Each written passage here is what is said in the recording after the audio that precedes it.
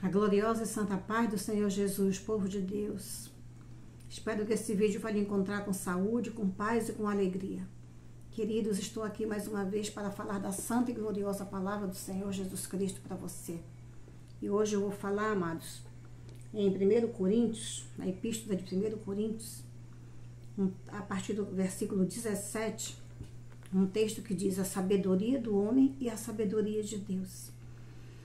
E começa dizendo assim, Paulo falando aos Coríntios: porque Cristo enviou-me não para batizar, mas para evangelizar, não em sabedoria de palavras, para que a cruz de Cristo se não faça vã. Porque a palavra da cruz é loucura para os que perecem, mas para nós que somos salvos é o poder de Deus. Porque está escrito: destruirei a sabedoria dos sábios e aniquilarei a inteligência dos inteligentes. Onde está o sábio? Onde está o escriba? Onde está o inquiridor deste século? Porventura não tornou Deus loucura a sabedoria deste mundo? Visto como na sabedoria de Deus o mundo não conheceu a Deus.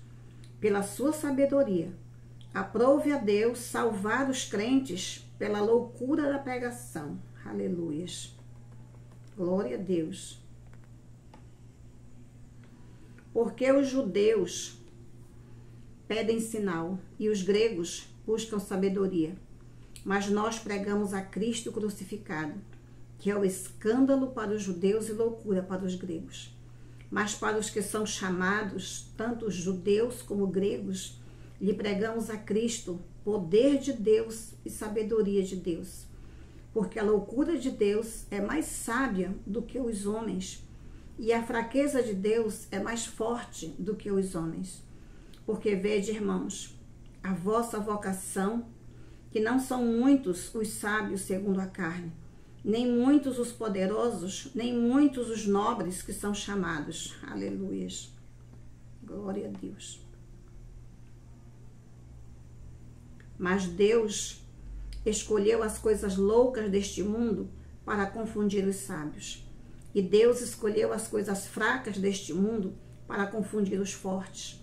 E Deus escolheu as coisas vis deste mundo e as desprezíveis e as que não são para aniquilar as que são, para que nenhuma carne se glorie perante ele. Mas vós sois dele, em Jesus Cristo, o qual para nós foi feito por Deus sabedoria, e justiça, e santificação, e redenção, para que, como está escrito, aquele que se glorie, glorie-se no Senhor. Aleluia. Amados, quem conhece a palavra de Deus, quem lê os livros sinóticos, os evangelhos, percebe que Jesus Cristo pregava por parábolas. Ou seja, Jesus contextualizava o dia a dia das pessoas daquela época. Ele relacionava a sua pregação com o cotidiano das pessoas. Por quê? Para que a sua pregação se tornasse simples, objetiva, de modo que todos pudessem entender. E Paulo está dizendo que Jesus o mandou evangelizar. Evangelizar de modo simples e objetivo. Então, muitas pessoas se põem a estudar. Estudar é muito bom, meus amados. Mas, às vezes, muito estudo se torna loucura. Principalmente quando se trata do evangelho. As pessoas começam a buscar explicações e explicações e explicações que acabam confundindo as pessoas. Falando palavras rebuscadas, palavras que nem todo mundo entende. E muita gente entende, muitos pregadores, que uma boa pregação é aquela pregação toda intelectualizada, onde fala palavras difíceis, onde usa a escatologia, onde usa todas as ciências da religião. E não é assim. Tudo em Deus é simples. Tudo em Deus é simples. Paulo diz que a cruz é loucura para muitos. E é verdade. Por quê? Porque Jesus Cristo foi crucificado. Naquela época não era só Jesus que foi crucificado. Muitos foram crucificados pelos romanos. No caso de Jesus Cristo, os judeus usaram os romanos para crucificá-lo. Mas, meus amados, até aquela data, nunca ninguém tinha tido notícia de que um crucificado ressuscitasse. Aquilo ali era a maior loucura para aquelas pessoas. Como uma pessoa, um homem, ressuscitaria? Por isso os judeus tentaram impedir de todas as maneiras que se espalhasse a notícia que Jesus Cristo ressuscitaria. Primeiro que eles não acreditavam. Eles não acreditaram, não aceitaram que Jesus Cristo era o Filho de Deus. E os discípulos diziam que ele ressuscitaria. Jesus disse que ressuscitaria, que derrubaria o templo e em 3 dias o reconstituía. Eles não entenderam de que Jesus estava falando, mas estava falando dele. O seu período de morte, 3 dias depois ressuscitaria. Aquilo era loucura para eles. Eles não conseguiam entender. Então os gregos, que era um povo, que foi o povo que criou a filosofia, pedia sabedoria. Mas Jesus era simples. Jesus era o Filho de Deus. Jesus tinha todo o conhecimento do céu e da terra. Se ele quisesse, ele falaria de uma forma hiperintelectualizada, mas não era esse o objetivo de Jesus. Pelo contrário, Jesus ele veio para alcançar todas as pessoas. E para alcançar todas as pessoas, você tem que falar a linguagem das pessoas. Falar de modo que elas entendam. Por exemplo, eu sou professora. Já dei aula para crianças até de alfabetização.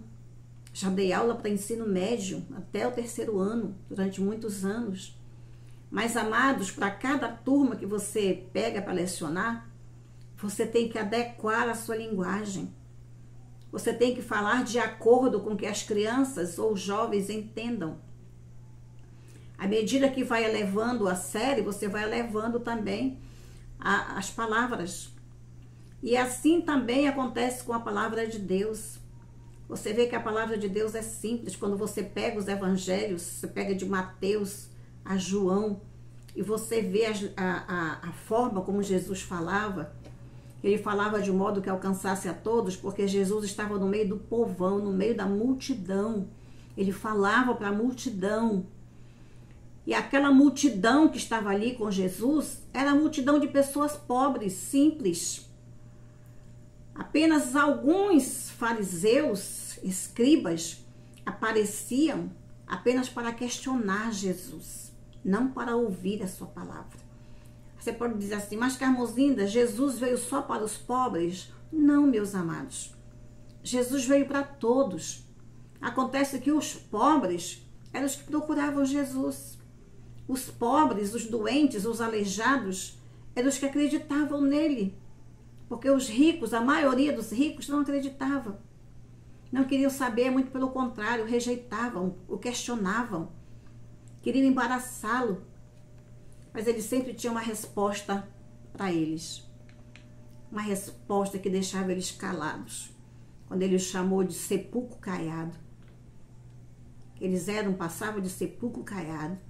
Que por fora eram bonitos, brancos, limpos, brilhantes. Mas por dentro só tinha coisas mortas. Por dentro estava tudo morto.